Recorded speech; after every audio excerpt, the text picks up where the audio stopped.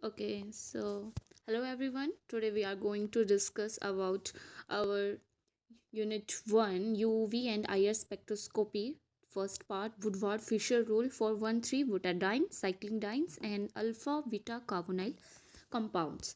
हमारे पास यहाँ जो है वुडवार्ड जो फिशर रूल है इन सभी चीज़ों के लिए पूछा गया है, ठीक है। But today we are only going to discuss about mainly Woodward Fisher rule होता क्या है एंड 1,3 बुटाडाइन के लिए क्या होता है। एंड नेक्स्ट टाइम हम जो करेंगे वो हम साइक्लिक डाइन्स पे करेंगे, ठीक है। सो ओके, तो let's start the video. Okay, तो फर्स्टली हमें इसके बारे में पहले किसी भी चीज़ को पढ़ने से पहले हमें ये मालूम होना चाहिए कि उसका इंट्रोडक्शन क्या है ना, उसको किसने डिस्कवर किया, थोड़ा तो उसके बारे में हमें बेसिक पता होना चाहिए। तो लेट्स स्टार्ट। तो इंट्रोडक्शन में क्या है कि इन 1945 जो एक रॉबर्ट वन वुडवार्ड थे, उन्होंने जो है बहुत से रूल्स दिए जो कि आपके लैमिडा मैक्स से रिलेटिंग है विद मॉलिकुलर स्ट्रक्चर, ठीक है। और 1959 में एक साइंटिस्ट है लुइस फ्रेडरिक फिशर, जिन्होंने इस रूल को मॉडिफाइड किया कुछ एक्सपेरिमेंटल डाटा वगैरह और मॉडिफाइड रूल को, जिसको हम वुडवार्ड फिशर रूल बोलते हैं, ठीक है। अब वुडवार्ड फिशर रूल मतलब होता क्या है, इसमें है क्या, इसमें मेनली तो आप क्या करते हो लेमडा मैक्स की वैल्यू निकालते हो, ठीक है। इसमें लेमडा मैक्स को जो है मॉलिक्यूल का क्या है उसको कैलकुलेट करते हैं, ठीक है।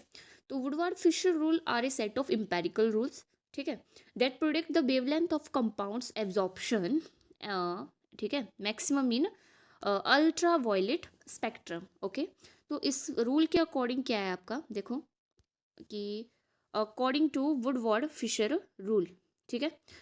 तो क्या है इसमें, देखो lambda max equal to base value, यहाँ पे देखो आप ये वाला, ओके, ये वाला, एक मिनट यार ये चेंज करना पड़ेगा, थोड़ा कलर का दिक्कत आएगा वरना, ठीक है।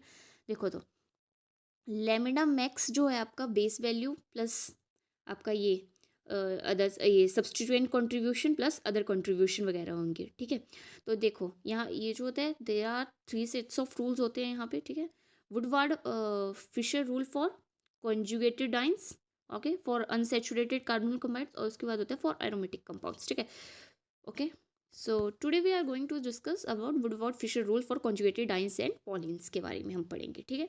तो कॉन्जुगेटेड डाइन्स और जो पॉलिन्स होते हैं वो मोस्टली आपके जैसे ऑर्गेनिक कंपाउंड्स हैं उनमें होती हैं, ठीक है, फाउंड, ओके। तो लॉन्गर द कॉन्जुगेटेड सिस्टम, जितना ज़्यादा कॉन्जुगेटेड सिस्टम जो होगा आपका लॉन्गर होगा, ठीक है, उतना ही ज़्यादा आपका वेवलेंथ जो होगी एब्जॉर्प्शन मैकेनिज्म की वो होगी, ठीक है।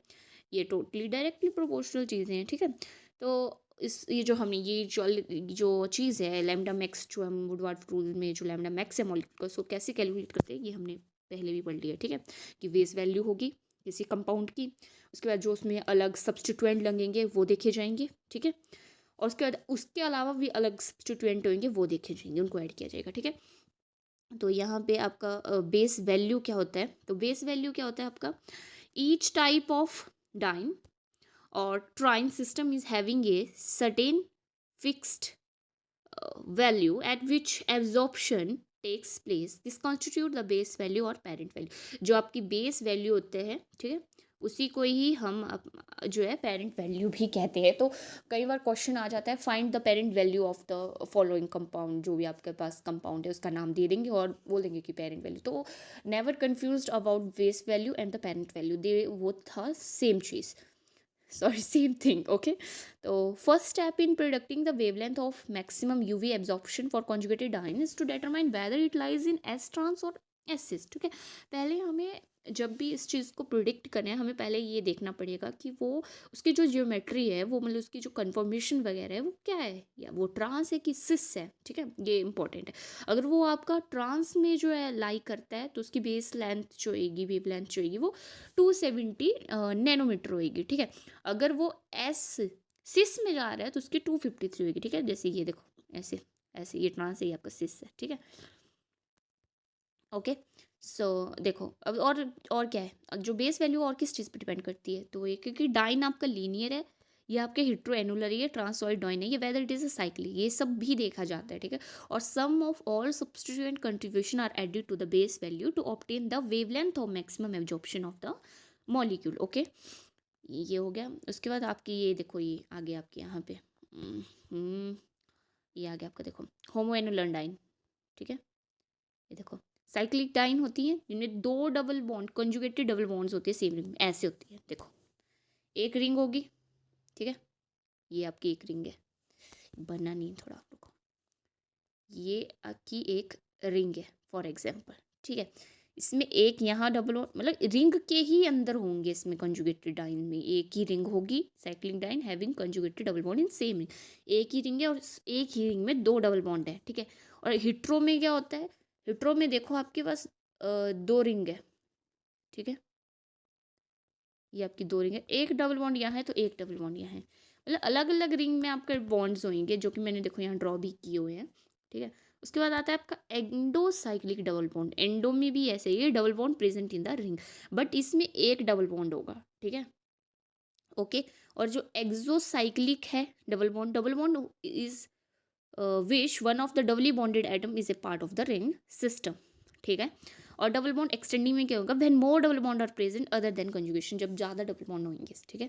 अब देखो इसमें रूल्स, ये आपके एम्पेरिकल रूल्स जो बोल रहे थे वहाँ पे, ठीक है, ये ऐसे होते हैं। देखो ए साइक्लिक अगर आपकी बात है, मान लो ए, चलो ब्लू से बताती हूँ, ठीक है।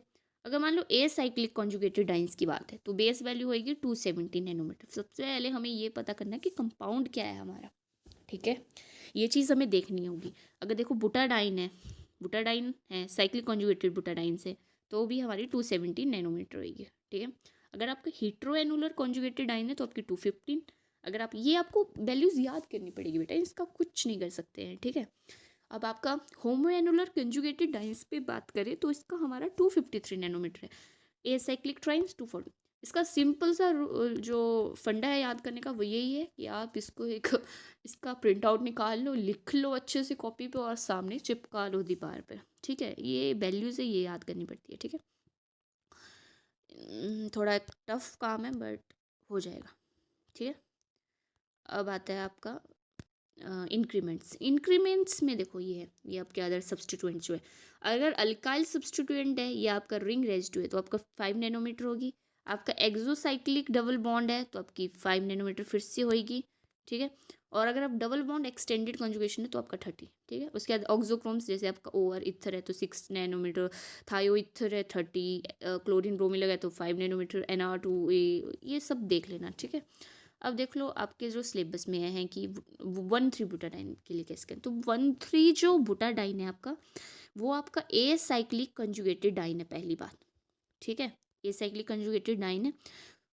उसके बाद क्या है कि देखो बेस वैल्यू जो होती है साइक्लिक डाइन्स की, हमने क्या पढ़ी, क्या होती है बेस वैल्यू, बताओ। ये देखो ये होती है ए साइक्लिक की 270 नैनोमीटर, वही चीज़ है, क्या है 270 नैनोमीटर, सही बात है, हमने पढ़ा ये भी अभी अभी थोड़ी देर पहले। मेरा मेन रोल जो था आपको पहले वो चीज़ पढ़ाने का ये था कि आगे आप इसको अप्लाई कर सको इसमें कि कैसे करते हैं, ठीक है। और कोई वो नहीं था कि वो चीज़ क्यों पढ़ाई मैंने आपको पहले, ठीक है। तो ये हो गया 270। उसके बाद अर्ज जो आपका सब्सटीट्यूएंट्स का है, ठीक है, बट 1,3 बुटाडाइन में कोई सब्सटीट्यूएंट ही नहीं है ना। इसमें बेस वैल्यू जो है डिपेंड करती है सब्सटीट्यूएंट और स्ट्रक्चर के मॉडिफिकेशन पे आपकी। इसमें जो है क्या सब्सटीट्यूएंट्स है, ठीक है, बेस वैल्यू कर ली, अब सब्सटीट्यूएंट्स ऐड होंगे कि स्ट्रक्चर में क्या क्या चीज़ें और ऐड है, ठीक है, बट इसमें कुछ नहीं है। तो इसमें ना, इसमें जब अगर अल्काइल ग्रुप है तो 5 नैनोमीटर एक्सो, ये सब चीज़ें आपको मैंने पढ़ा दी हैं कि कौन ग्रुप है तो कितने पे, ठीक है। ये सब वही चीज़ें हैं, फिर से वही चीज़ें सेम कि एक्सोसाइक्लिक है एट 5 nm पर, एक्सोसाइक्लिक ऑक्सोक्रोमिक है, तो ये सारी इंक्रीमेंट्स वैल्यू जो भी है, ठीक है, ओके। तो एग्जाम्पल 1,3 बुटाडाइंस का, ठीक है। 1,3 बुटाडाइंस में क्या है, देखो आपको बता दिया गया है, पहले पढ़ लिया आपने कि 270 नैनोमीटर है इसमें, ठीक है। तो देख लो ये आपका आ गया 270 नैनोमीटर। इसमें कोई देखो नो सब्सटीट्यूएंट तो कोई ऐड नहीं हुआ, तो फॉर्मूला क्या था मैंने आपको बताया हुआ, this is the formula, total lambda max equal to base value plus e substituent contribution plus other substituent contribution। तो ये देखो क्या आया, ये आ गया आपका 270 नैनोमीटर प्लस 0 नैनोमीटर प्लस 0, तो आ गया टोटल फिर से क्या आपका 270 नैनोमीटर, ये आपका लैम्डा मैक्स आ गया, ठीक है। इसमें कुछ नहीं है, आपको बस ध्यान रखना है कि जब भी आप इस चीज़ को पढ़ो, आपको ये एम्पेरिकल का ये जो टेबल्स हैं, ये टेबल्स आपके ये वाले, ये जो वैल्यूज़ हैं इंक्रीमेंट्स ऑक्सोक्रोम्स में कौन सी वैल्यू कब ऐड होती है, every thing, every rule depend on these values, ठीक है। हर जगह अलग अलग आएगा। अगर आप बात करते हैं साइक्लिक डाइन्स, ये अल्फ़ा बीटा कार्बोनिल कंपाउंड्स, वहाँ पे ये रूल्स जो ये वैल्यूज़ हैं ये आपकी चेंज कर जाएंगी, ठीक है। तो मिलते हैं नेक्स्ट वीडियो में। आई होप आपको ये वीडियो पसंद आई हो। Please like and subscribe and please share it with your friends. And agar if you have any doubt about this video, then you can comment in the comment section, okay. I will always here for you to solve your problems, so okay. And एक और बात इसमें, जो आपका ये rule है ये अब पहले के टाइम चलता था, अब नहीं चलता है इतना।